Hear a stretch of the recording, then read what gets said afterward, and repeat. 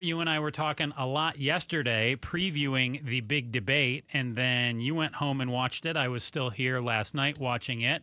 And gosh, it was a whole lot more than what I expected it to be, Steve. We got this zinger early on. In Springfield, they're eating the dogs, the people that came in. What? They're eating dogs in Springfield, Ohio? They're eating the cats. And the cats? They're eating the pets of the people that live there. Oh, my goodness. Oh. And so my question would have been, when you just play, if I had not watched the debate, I heard they're doing that. So coyotes have broken into neighborhoods? No. It's not that, Joe. Who was saying it? The former president was saying that migrants are actually eating the cats and dogs in Springfield, Ohio. We had this zinger. Apparently, abortion taking on a whole new meaning. Will she allow abortion in the 8th month, 9th month, 7th month? Come on. Okay, would you do that? Why don't you ask her that question? Why don't you answer That's the question? problem. Would you because veto? under Roe v. Wade, Answer the question, would you veto? you could do abortions in the 7th month, the 8th month, the 9th That's month, not true. and probably after birth. Well, Vice President Harris said it's not true, but she didn't give a clear answer in terms of when she wanted to cut off abortion. Seemed like he was doing well there until he said after birth. Then that's kind of, is that a concern to folks? The whole debate was a bit of a concern with some of the zingers that were lobbed out there. As it was going on, I had your voice in my head, which is a very scary thing. My Steve. voice or Chris's voice? Your voice. Oh, okay. No, not the Chris, not you doing Chris's voice. Okay, my voice. I had your voice in my gosh, head, thinking to myself, like, who is even winning this thing? I feel like sometimes the American public is the loser of it because they're enduring 90 minutes of this. Although still better than Trump Biden, I think, right? Yes, I mean, that was definitively better than that. That was painful.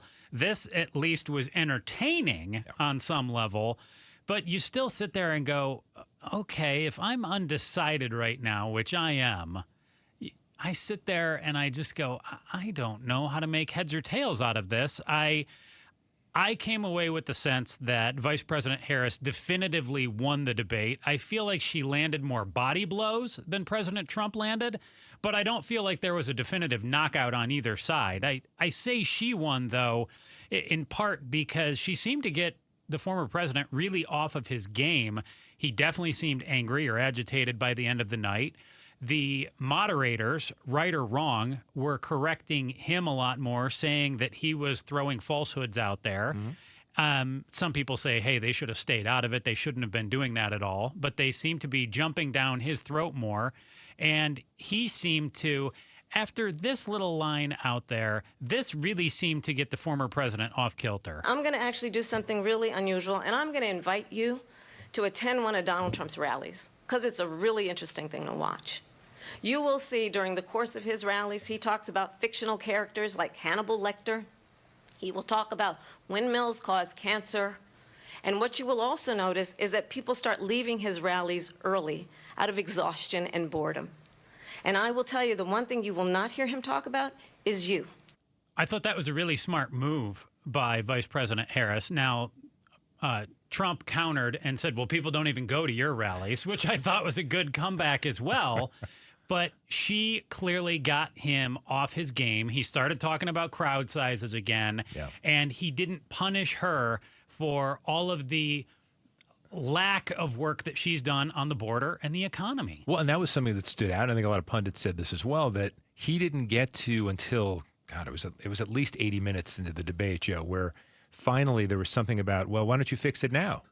And that is, for people who are on the fence, that is a good argument, because if you're so influential and so important, why aren't you getting Joe Biden to do those things right now? You're actually a part of this White House right now, right? Mm-hmm. And I don't think she would have had a great counter to that, but he waited too long. Yeah, he did get there and eventually say, hey, why don't I just send you to D.C. I would say we would both leave this debate right now.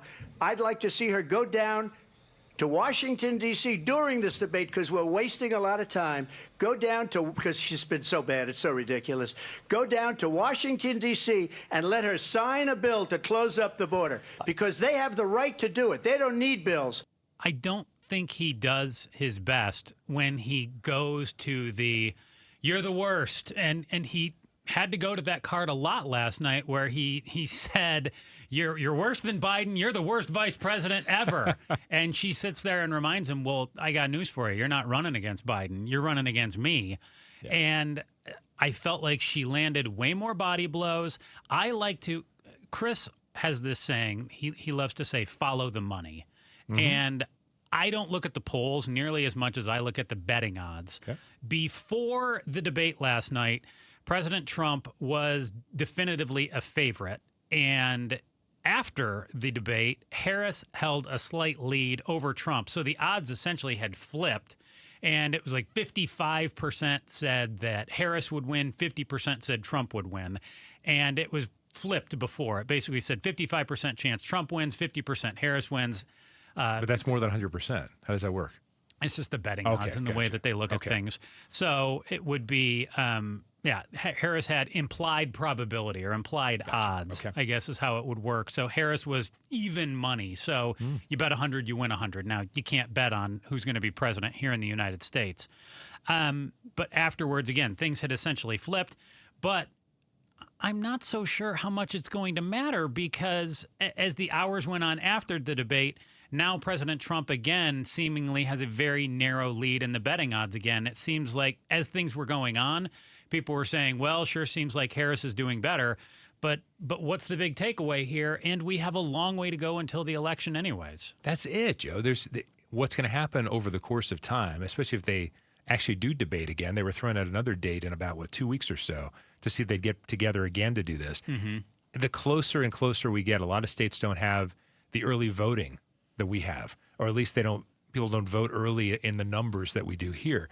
So what I'm thinking about, though, is this is going to be razor thin regardless of which way it goes, because as all of us talk about every single day, this is down to a certain number of battleground states, Arizona being one of them, between 4 and 7 battleground states that are going to decide this. The reason I would say she won last night, it's not because she was so incredible or that he was so terrible. It's that she needed to prove to a lot of people who only knew her name, had never seen her in action, that she could stand toe-to-toe with him. And she did it. Now, whether you liked all her answers, I think some of her answers were incomplete, as we'll see in a debate. Some of her answers were kind of confusing, no question. But she stood up there, and after the first couple of minutes, did not look worried, did not look scared, looked like she was ready to take it to him. And I think that's what people were thinking. Is this woman actually worthy of being president? Can she handle it? And I think just based on one 90-minute debate, she proved yeah. Thanks for watching The Chris and Joe Show. Click to see more from Chris and Joe, and tap the button in the middle to subscribe to KTAR News.